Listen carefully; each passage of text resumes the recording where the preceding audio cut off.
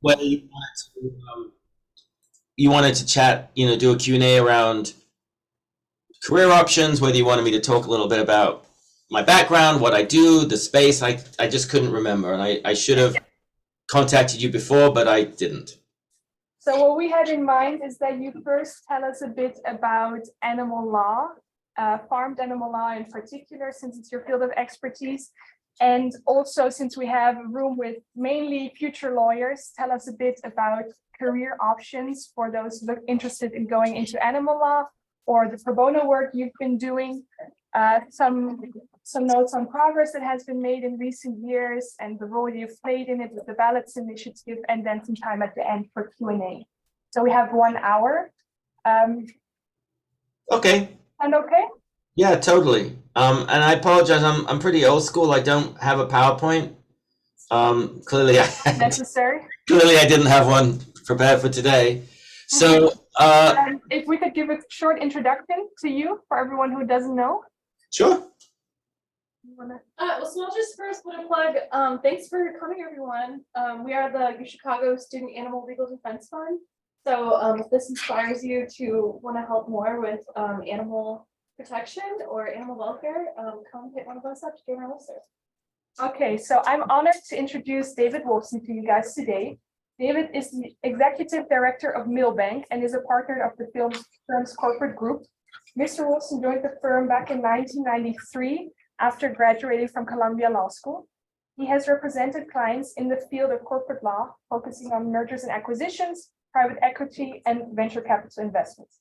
On top of that, Mr. Wolfson is currently an adjunct professor at NYU and has taught at a variety of prestigious law schools in the country, including Harvard Law, where he taught a course on animal law.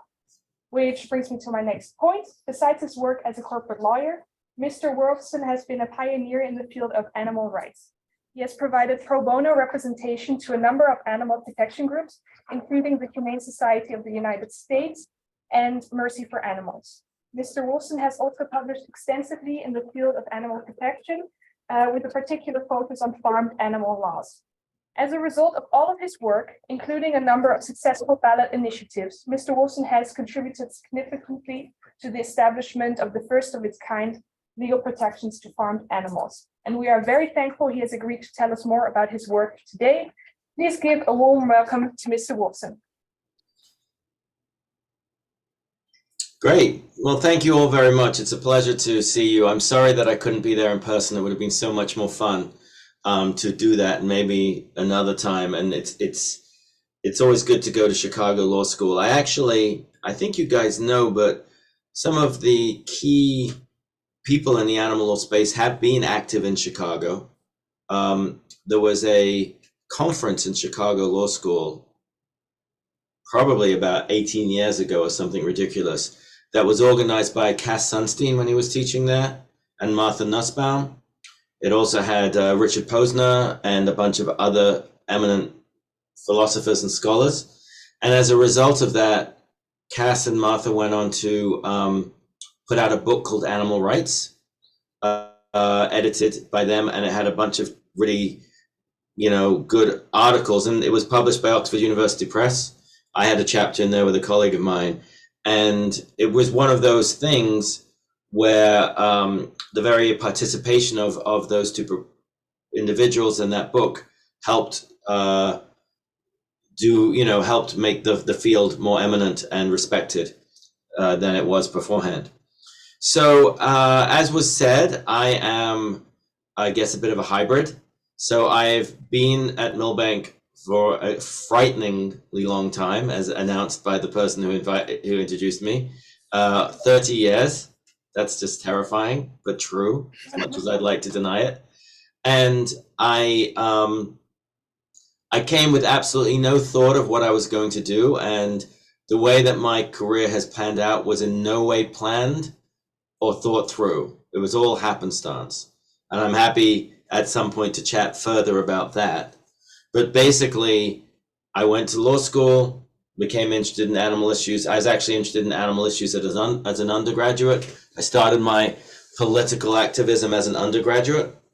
Then I went to law school, became interested in a number of social justice issues, but I was always particularly interested in animal protection. And it was the one I couldn't shake off. It was also the one that I just felt more passionate about than the others in terms of my personal involvement. And so when I went to Millbank, where I envisioned I would be for 1 year, and I joined as a litigation associate, I started to work with a group called Farm Sanctuary and started to get involved in the space. I actually left Millbank as a second year, and I worked at the Animal Legal Defense Fund for about 9 months in DC, which was a long time ago in a very different organization, and it didn't work out for me at that time. Wasn't the right fit. Came back to Millbank, became a M&A lawyer, and then over time became a partner, and then over time moved into management, and where I now basically manage the firm globally, working for the chairman of the firm, who's the boss. And I do the day-to-day management with him and our executive committee in all areas of the firm. So I guess to break down the subject matter, and please feel free to interrupt me at any point, and the Q&A is always the fun stuff. And I think some of this stuff you'll be familiar with, but to begin with, when I first got involved in the animal protection movement, I was always most focused on farmed animal issues. And that's not because I think any of the other issues are not very important and worthwhile, but because I was always struck by the sheer size of the problem as opposed to everything else. And I think, you all probably know this is a particularly informed group, but when you look at the number of animals involved in food production in the United States, for example, if you try to aggregate all the animals that we interact with on a sort of daily basis, which unfortunately for the animals, our interaction tends to result in their death more often than not. But, if you added up the animals we use for medical research or for fur or for testing purposes, or the animals we keep in zoos, or the animals that we hunt, or the animals that we keep as pets in our homes, basically try and grab every animal you can and put them in a pile in the middle of the room, other than those animals that are hopping around in the forests, by themselves. And then you add farmed animals to that pile. At the end of the day, 98% of that pile are farmed animals. And of that 98%, like 90% are chickens. So you could really just call it chicken law more than anything else if you wanted to. But so to me, when I got to that point, I was always struck by the fact that while other issues were important, clearly, if you approach this from a perspective of suffering and the impact of the work that you do, the issue of how animals were raised for food was to me the most important, not by a little way, but by like 98% of the way. And so that brought me into trying to understand how the laws related to the way animals were raised for food. And this was in the 1990s. It was a long time ago. And when I started to study the animal protection movement and the laws, what was interesting was, firstly, the animal protection movement actually in the early 90s was not focused on farmed animals. If you study like a history of the animal rights movement in the 80s and 90s or 70s in the United States or United Kingdom, the first real area of focus was medical research. And you actually see lots of undercover investigations. You see pictures of monkeys with electrodes in their heads. You see sit-ins at universities and all of that stuff. And probably the other one that was also most focused on was fur, which is why if you study the history, you'll remember there are these ads of, or people throwing paint on people's fur coats, a lot of aggressive tactics.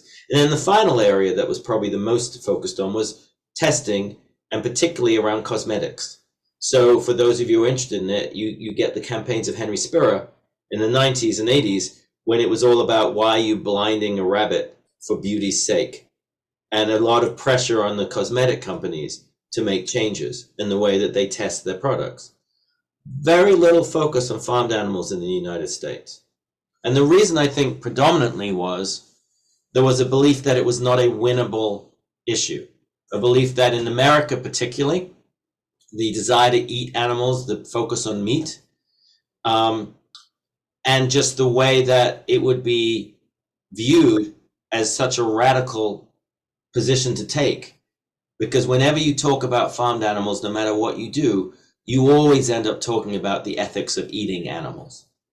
And there was not much desire, I think, in the 90s for the community to go to the American public and start talking about whether or not you should eat animals. I mean, I teach a class currently called Public Policy and Animal Protection at NYU, and I ask people to introduce themselves in the class at the beginning, and I always say to them, I'm really not interested in whether you eat animals or not, so you don't have to tell me. But it doesn't matter what I say, everyone says whether they eat animals or not.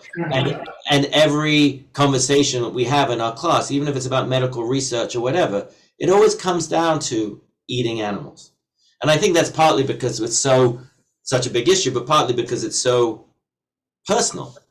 Because that is where nearly everyone intersects with animals, or chooses not to intersect with animals on a day-to-day basis. So the first thing I thought about when I was looking at the issue in the early 90s was, why is no one looking at this issue? Europe had started to do some things, but in America they hadn't. And the second thing I wanted to understand was, what does the law say about how animals are raised for food? Because my presumption was, and I think it's still a presumption today, most people know that raising animals for food isn't that pleasant. And most people probably don't want to look too closely.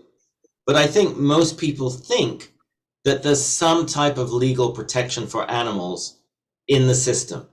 That is, it's not pretty, it's not great, it may be violated, but somewhere there's something that says you should treat animals a certain way and not worse than this. But when I looked at the laws, that was clearly not the case. And it's still not really the case. I mean, even the work that we've done in the last 20 years has done very little legally. And actually, as I presume you're all aware, all of the work that we've done in the last 20 years is, you know, a millimeter away from being thrown out completely by the US Supreme Court. And we can talk about that. So what I did actually, and this is, you know, a true story, when I was at Columbia Law School, I was procrastinating. I was in the library and I didn't want to do the work I was doing. And I suddenly was like, I wonder how animal law even works. And because this was in the old days and there actually were books in the library and you could actually go and look for things, I went and I just went down the state statutes and I picked up, you know, Arizona or Arkansas, Massachusetts, New York, whatever. And I just looked up animal in the index, and then I went and read the law, and I started to collect all the animal laws in sort of on a pad and see how they worked. And they worked the way that I'm sure many of you know. Every state in America has an anti-cruelty law. It's a criminal code. It's often in a place that's to do with public morale or public violations. They mostly were written in the 19th century, and they mostly say something like this. It is a crime to overdrive, maim, torture, injure a particular type of animal defined differently in different places. And then it has a list of exemptions. This doesn't apply to medical research. This doesn't apply to rodeos. This doesn't apply to hunting, depending state by state.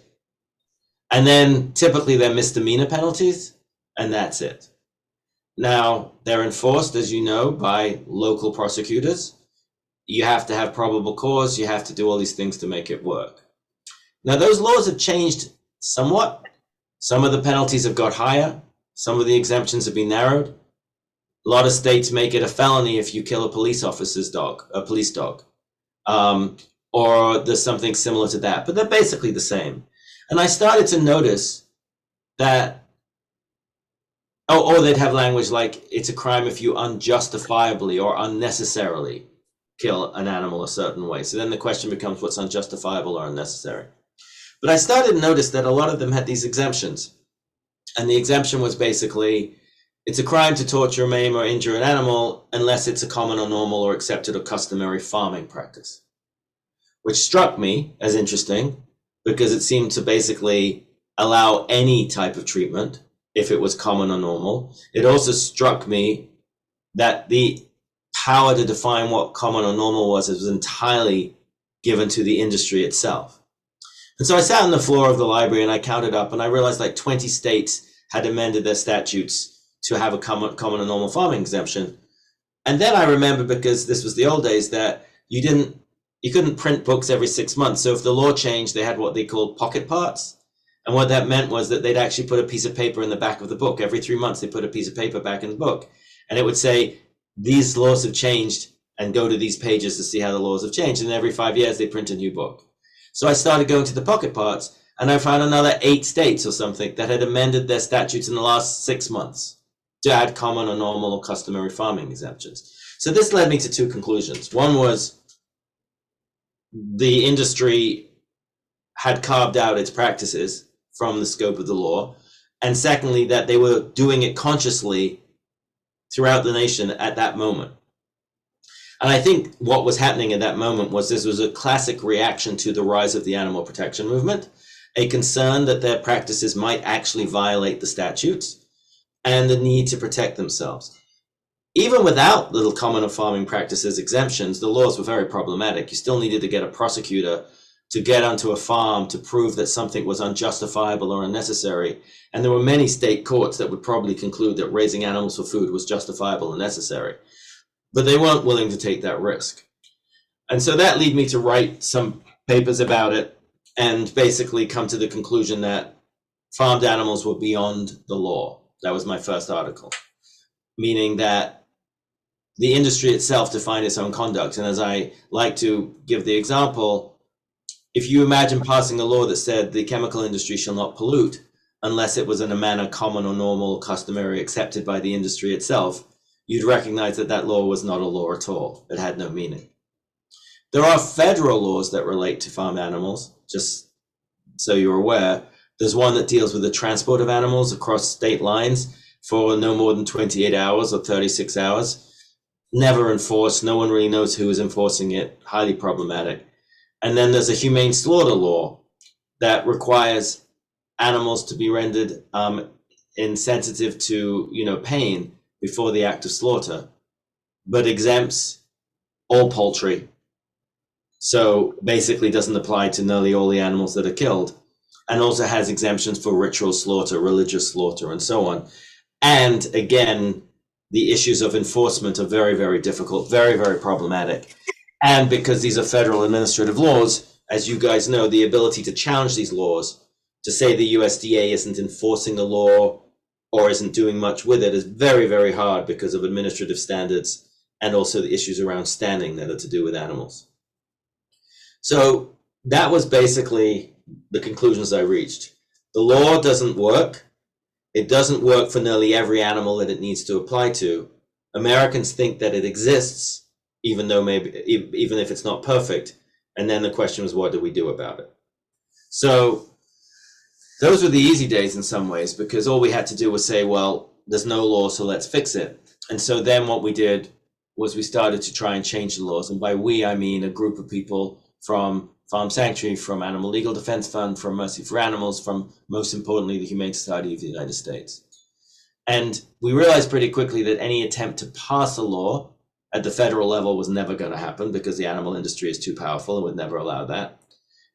And that left us to do state laws. And then we went into a basic state law strategy, which you'll see in many social justice movements, which is you try and pass a lot of laws in states until there's enough of them to create momentum to hopefully cause social change, either at the federal level or just through consumer education. And the question then becomes, well, what do you try to do?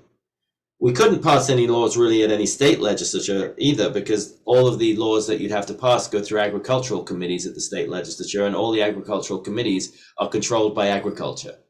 And that's especially true if you wanted to pass a law in a state where there was a lot of agriculture. So the likelihood of going to Wisconsin and passing a law to do with dairy cows, minimal. So we then did what a lot of movements do, which is we said, well, there's this brilliant, either the most democratic tool you can possibly imagine, or the least democratic tool you can possibly imagine, depending on what you believe, which is there's this thing called a ballot initiative, which is anyone from California, by the way, in this room? There you go. Okay, so you all know about this one.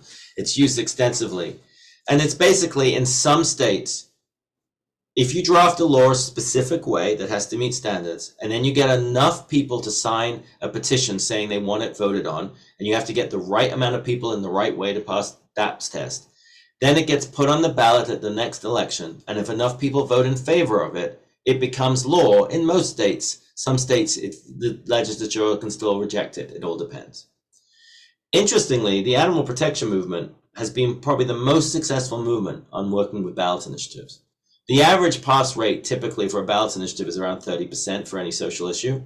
And the animal protection movement is probably working around 65 to 70%. It started with hunting. That was the main one. It's done some companion animal bills, felonies for companion animal cruelty, things like that.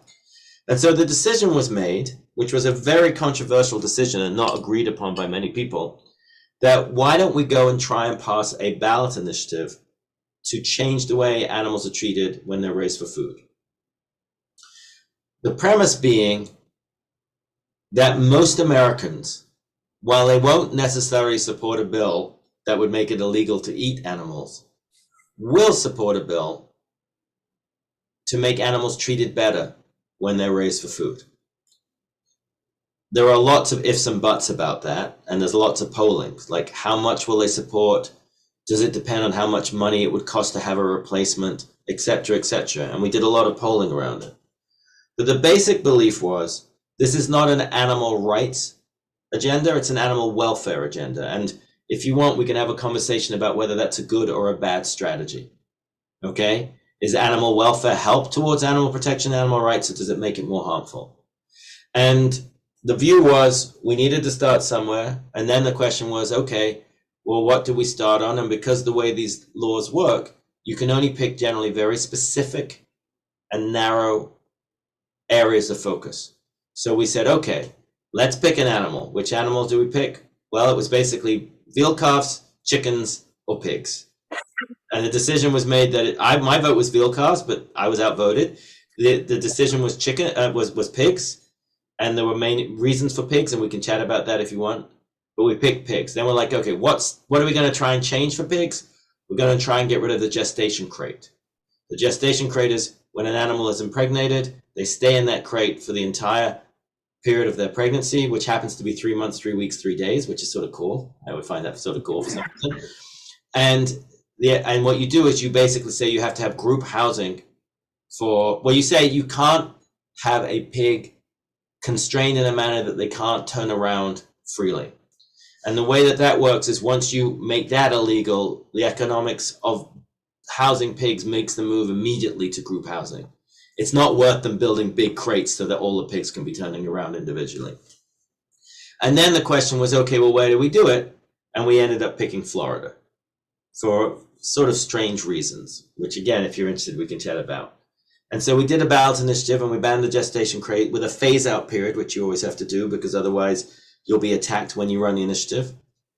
We banned the gestation crate in Florida.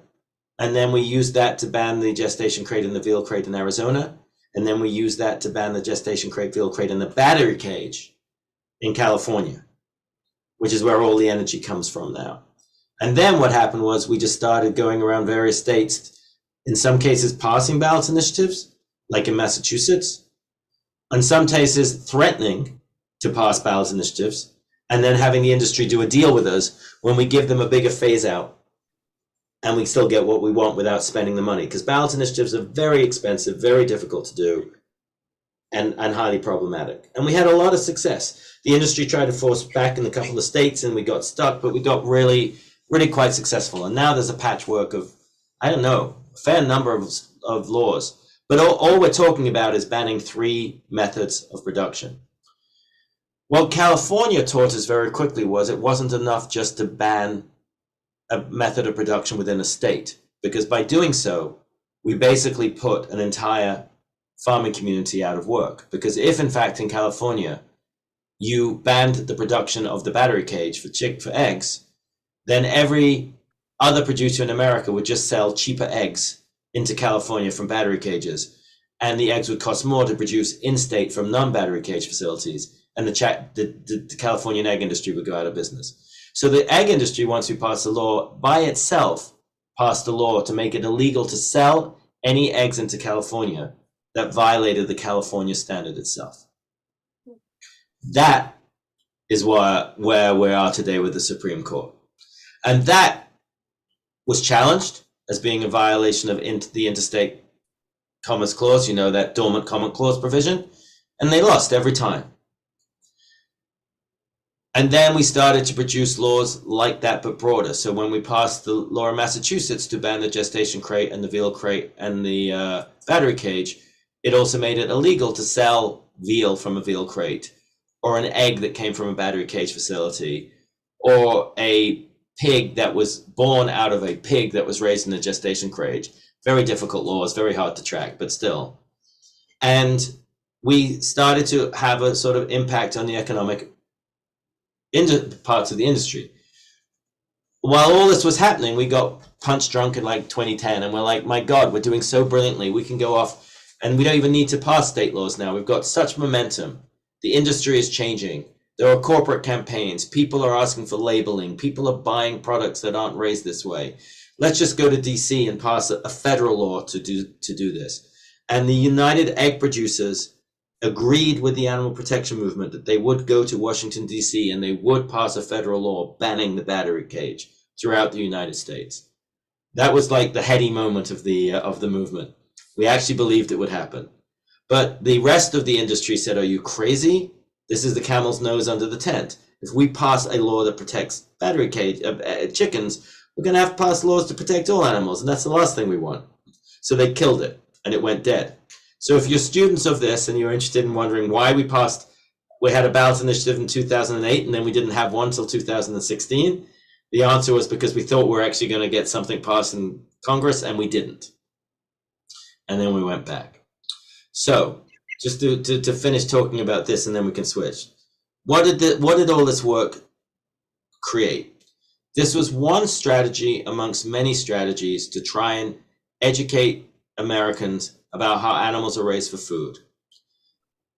It caused a lot of focus, and that led to other things to happen, such as corporate campaigns on particular companies and what they're buying, or corporate campaigns on companies and how their animals are produced. And then I think it also had a big element to do with the creation of alternative food products, such as Impossible, Beyond, Just, etc., as another tactic to change farmed animal welfare issues. And we hopefully can talk about whether these tactics are better or worse than any other tactics. If you ask me what I think of the success of it, I'd say it's had a very limited legal success. I mean, when you look at all the ways that animals are raised for food and how they're treated, hardly anything is banned in the United States, and in hardly any states, really. But in many ways, it has changed the conversation around the whole issue completely, to the point that now issues of ethics in animal production are very significant. And of course, we've had the added benefit, and I'm being somewhat sarcastic, that everything about the raising animals for food and the systems that we currently follow are so horrible and damaging for so many reasons that it's an issue that has been combined and intersected with a lot of other issues. We know the environmental harms of factory farming are horrendous. We know the impact of eating meat on climate change is highly problematic. We know that eating too much meat is very bad in many ways for health issues. And we know that the way that people are treated in producing these products, in slaughterhouses or in facilities, and workers' rights issues is pretty unpleasant.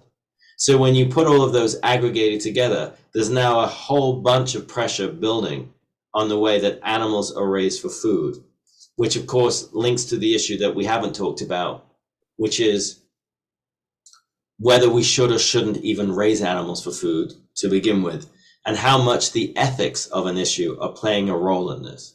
Because if you view animal protection as a social justice issue, it does come down to principles of equity, equality, and ethics. The question of just whether or not animals or farmed animals are beings that are deserving of being weighed in that equitable and ethical calculation that we apply to many things that we care about. And so that is an area that I've also seen change a lot, because a lot more people now talk about it in a way that they never used to talk about it. What, of course, has happened recently is that a bunch of states have aggregated and come together to claim that the consequence of these type of laws that I've been describing means that the freedom of non-participating states has been curtailed, and that individual states are causing economic changes outside of the state by demanding that products have to be produced a certain way before they can be sold in a state. And therefore, they believe that is a violation of the Interstate Commerce Clause, which no one was worried about until we have the current makeup of the Supreme Court, who has taken up this case and who had the arguments recently. It's a very interesting case because it's not by far, in many ways, the issue is about animals, but the consequences are far beyond that. If a state is unable to regulate the production of anything in the state, if the result of that regulation is to cause change, significant change outside of the state, then you have a real interesting state federal shift in power and the way that the US Constitution may or may not work. I mean, a classic example, it's not a good one, unfortunately, but a classic example would be the regulatory standards around tailpipe emissions in California, right? California's car industry is so powerful that if you change the law in California, the car industry just has to change to meet it because it's just too expensive to have two types of cars, one of which meets California and one of which is sold elsewhere. That's not a good example because there's actually a specific federal exemption that allows California to do that. So I think it doesn't quite work, but I can think of other ones. What if a state decided it wanted to ban a particular type of child cot because they felt it violated the particular standards of child safety laws? And then the result of that would be that that company couldn't sell into California or Massachusetts that had passed the law. Would that mean, that therefore they couldn't do that? Not my area of expertise, so there may be much better examples, but the point being that this goes way beyond. And arguably, it could even come into some of the abortion law issues that we're now dealing with as well. So that case is going to be a very interesting conclusion. We know that it wouldn't have been picked up unless 4 people wanted to change it. What the oral argument suggested was that there is an awareness, at least, of the consequences into other areas of a certain result. And by the way, I don't think you can predict who the right justices are on this one. Justice Kagan has never been a friend to animal rights issues, as a matter of fact. She just hasn't. Strangely, although I don't think he'll do so in this case, Justice Alito has occasionally indicated that he might be. And that is, complicated.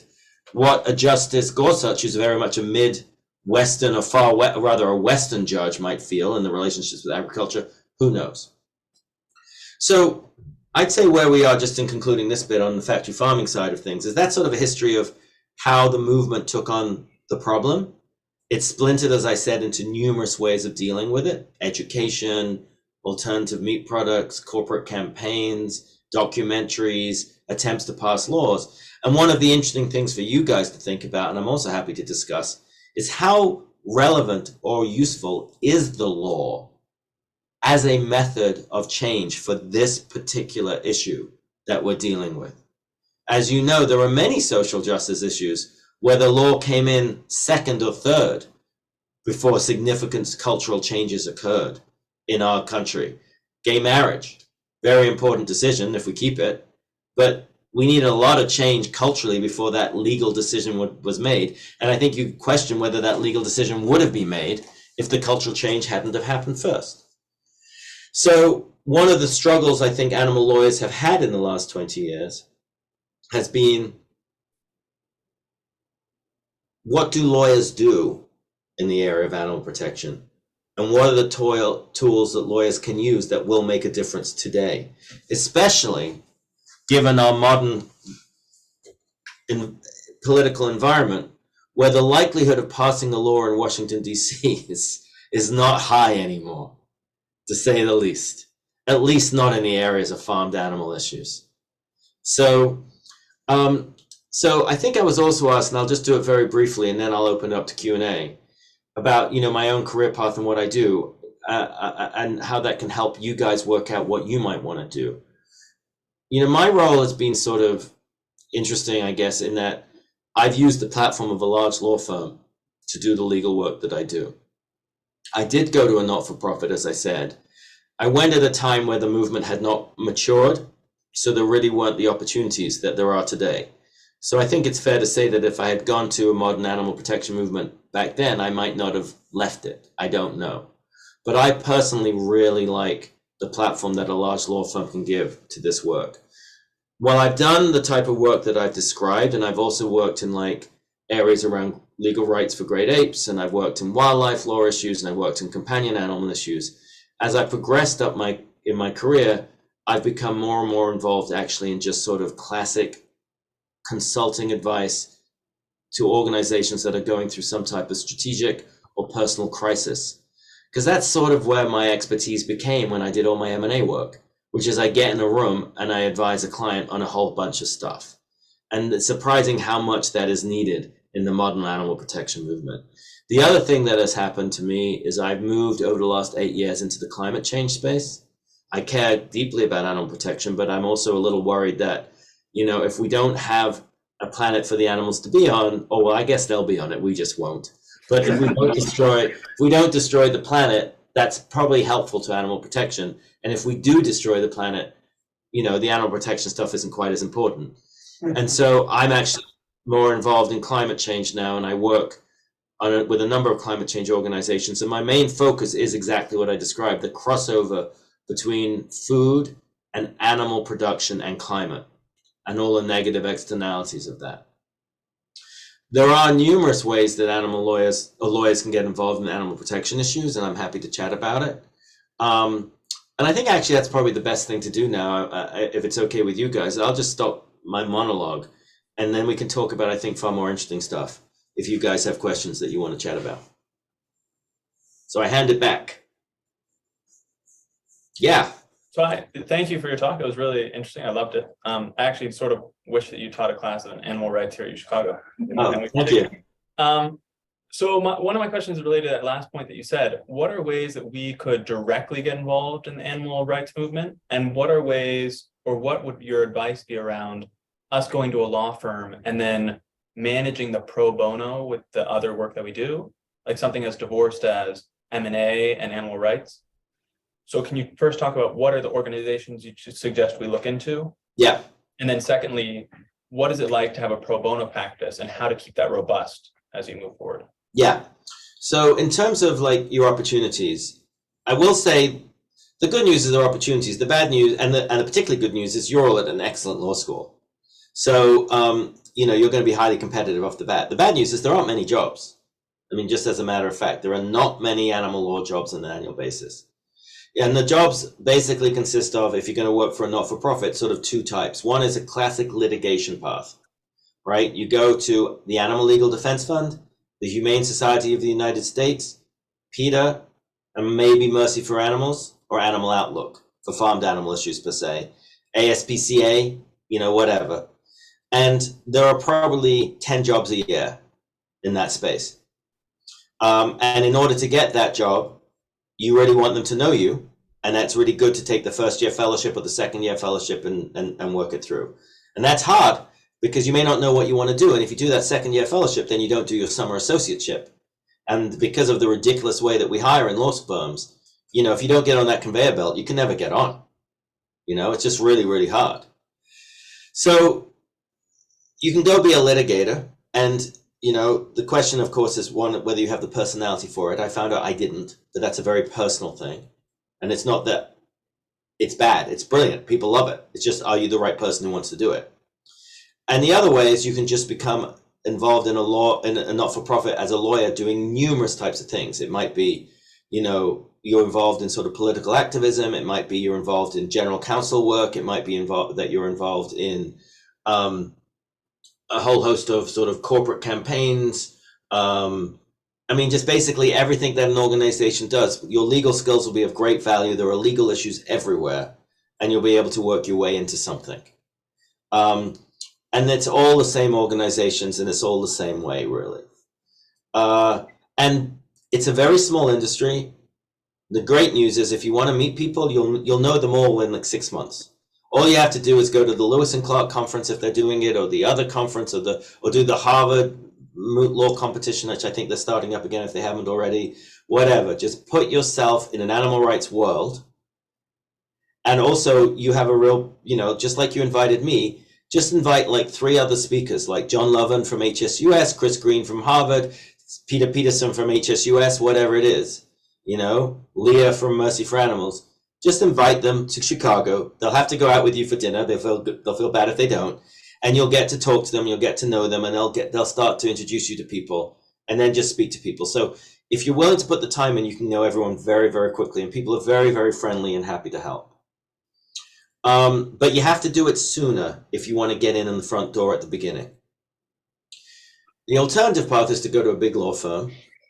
There are real advantages to going to a big law firm. The first one being, it won't preempt you from going into a not-for-profit. I know a lot of people who've gone to big law and gone to a not-for-profit later, 3rd year, 4th year, 5th year. Whether you're prepared to do it at that point, and that's a very personal decision. You may feel great freedom if you paid your law school loans off by that moment to do it. You may feel great pain as you drop by hundreds of thousands of dollars in your salary. I mean, it's all a question of, what you want and where you're at. What a law firm will do for you is train you and give you a platform to meet and get to know other NGOs and not-for-profits and to do pro bono work for them. Now the question is, well, is there a better path to have to perform a particular type of legal work to work with a pro bono, on the pro bono side? I don't think so. I mean, yes, it's without doubt, if you were going to be a litigator, that's a classic one, and you'll be able to find work to do with HSUS or ALDF and others, and that's a great way of doing it. But to me, the most important thing is you decide what area of practice you want to do. Because if you pick something solely because you think it's good for animal protection, number one, maybe you're right, maybe you're wrong. Number two, maybe you like it, maybe you don't like it. Number three, maybe you change your mind, right? But if you actually like an area of law, I would just tell you to go do it, because there isn't really an area of law that won't be of value to the animal protection movement at some point. I mean, if you did intellectual property, I can't tell you how many phone calls I get about IP work that's needed in an animal protection organization. If you did employee law, can't tell you how many questions I get about that. Transactional law, M&A law, fine. Finance, whatever. There's such activity in the alternative protein space, or the alternative leather space, or the alternative testing space, that any of those businesses or activities need transactional lawyers, and so on. So to me, and this is, all advice is based upon personal experience, right? So I'm just giving you the advice because of my own experience in life. And my basic experience is, one, I tried to do something that I thought I should do, but I didn't really love doing, and it didn't work for me. And so I realized that I should do things I enjoyed, and then take that enjoyment and make it work in the animal protection movement. And that did work for me. That may just be me. The second thing is, I've seen a lot of people go to law school and go into to do law and not be happy. That's just one of the facts about it. So I think it's important that you make sure that you do something that you're going to be happy, just generally as a lawyer. But the final thing I'd say is that if you want to be involved in animal protection, or either full-time or part-time, I've never met a young lawyer that has really wanted to, that hasn't managed to somehow. It might be they went straight in. It might be they became a regular lawyer at a law firm and did some pro bono. It might be they did pro bono for their whole life. It might be they jumped after 3 or 4 years and did full-time not-for-profit work. Or it might be they went into a business and venture capital work or startup or whatever. All things are possible, and a legal training is good for it. It's just, I think it's a very personal thing. Thank you. Hi. Yeah. Hi, I'm Harsh. I had a question regarding your point around interstate commerce. Now, is one of the challenges for pushing animal welfare legislation that such legislation can be seen as indirectly protecting domestic industries within the state? For example, when I was looking into international trade issues on animal protection, I came across the case of US shrimp, where the WTO took exception to the fact that the United States required shrimping vessels across the world to impose turtle exclusion devices without really taking into account other equally effective measures, which are less expensive to implement, and therefore violative of international trade laws and operating in a sense like a disguised restriction on trade.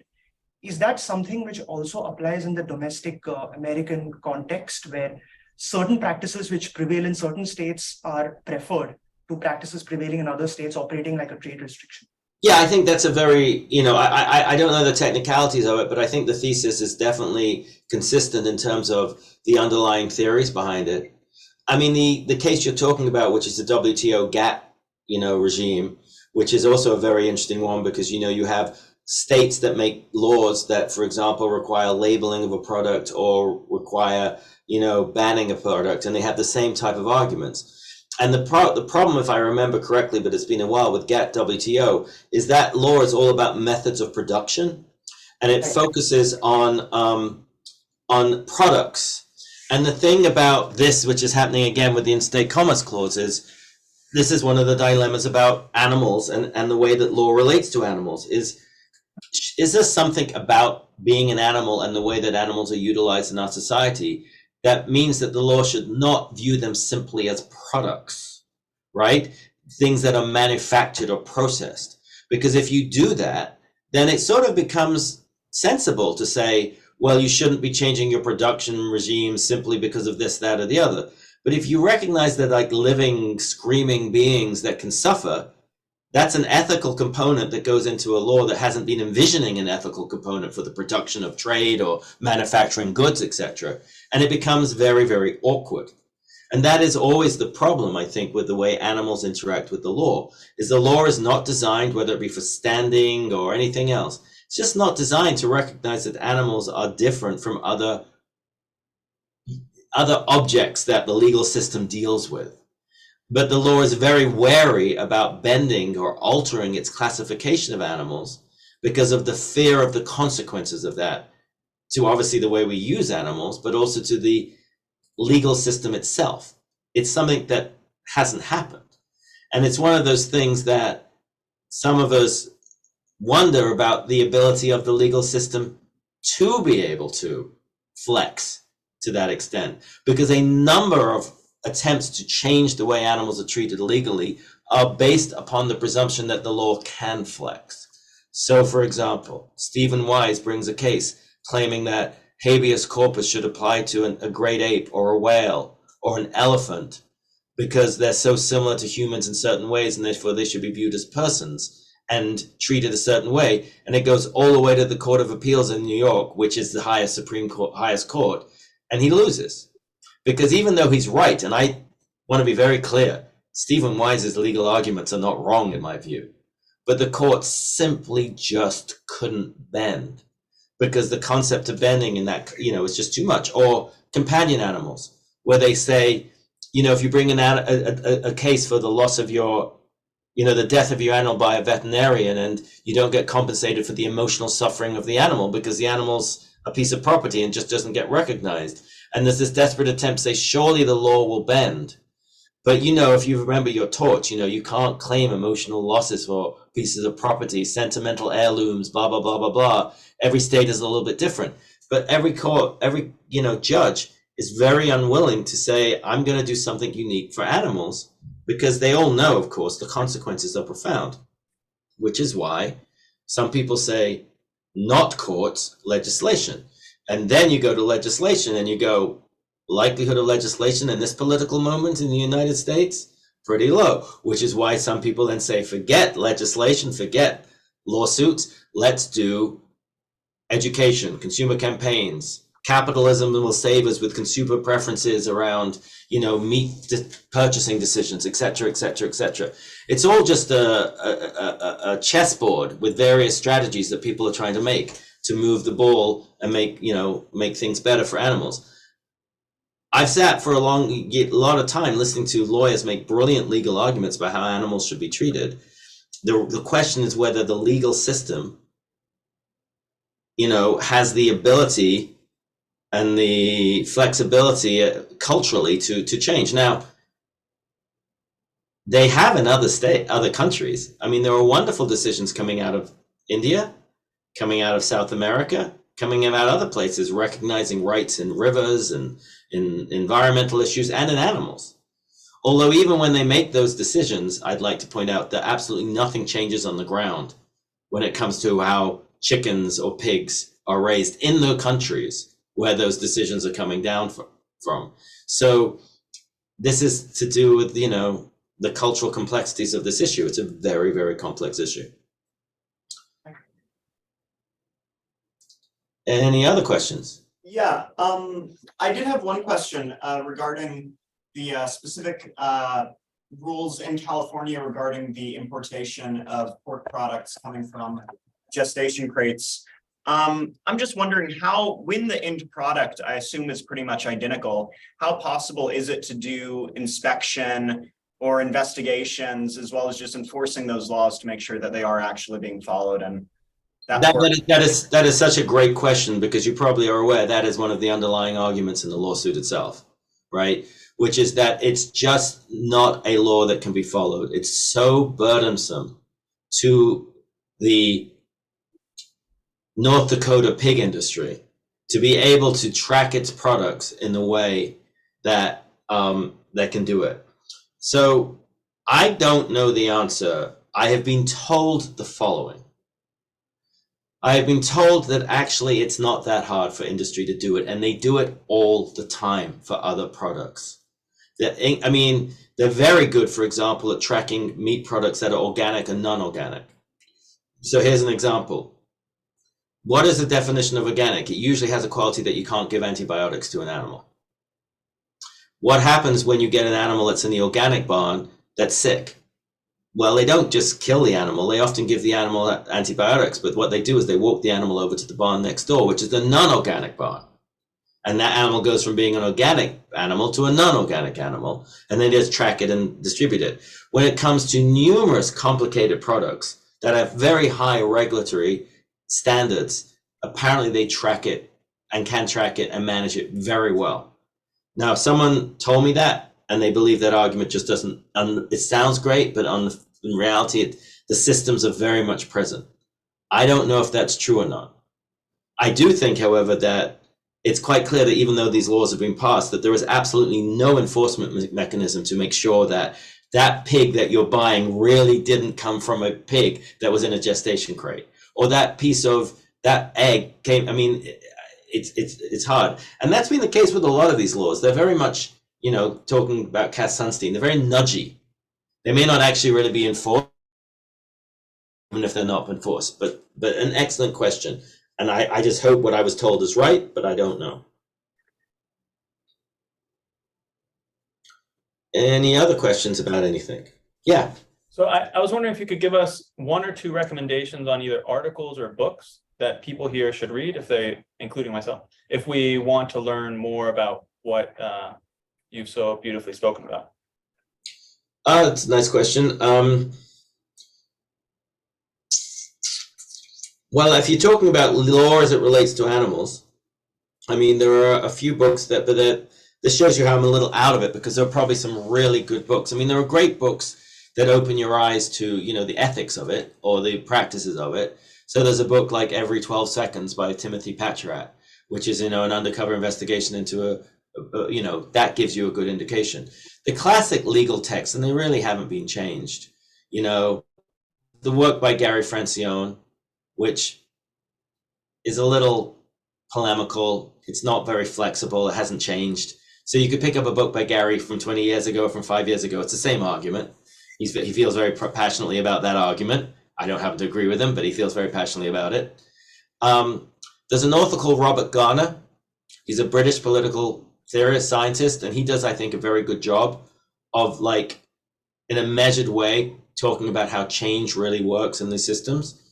There's a book called The Animal Rights Debate, where Gary and Robert have a chapter each, and then I prefer to call it The Animal Rights Interrogation, because it's not really a debate. It's more like Gary just attacking Robert's arguments and then saying what he thinks at the end. Rattling the Cage, it's old, but if you want an argument that expresses that view of legal rights for animals that Steve has put together, which is a very particular one, and one that some people like Martha Nussbaum or Cass Sunstein would say is quite simplistic. And then I do think the Animal Rights book by Cass Sunstein and Martha Nussbaum, it introduces you to the key players and has a lot of issues, but it's probably a little old now. I think Yeah, I think Martha, she's come out with a new book, I think, Yes. recently that might have updated it. Yeah. Yeah, I think that's right. And I read a review of it. Actually, it was reviewed by Martha Minow, I think. But anyway, no, it was another one. But anyway, I think that anything that Martha writes, I mean, Martha's amazing. You know, she's just amazing. So anything she writes in the space is worth listening to. But again, I'm not really as current as I should be, and because I taught law for years, I taught at NYU, I taught at Columbia, but I now teach public policy to undergraduates. So it's a very different audience. I'm not as close to it as I should be. No, thank you. That's helpful. I think those will be nice to read. I am afraid we are out of time now. People will have to go to class. Thank you all very much for coming, and thank you, David, so much for being here with us. Oh, it's a pleasure. A big round of applause for David. Thanks very much. And just one thing for what it's worth. I mean, you don't have to, but if you do have any further questions, particularly about career advice, or if you're going to go to a law firm and you're wondering whether that would be good for animal protection or pro bono or whatever else, you are welcome to email me. I'm always happy to chat. Thank you very much. Pleasure. Thanks a lot. Thank you all so much for coming. We have a barbecue, vegan barbecue coming up next week. Look out for posters and other events. I really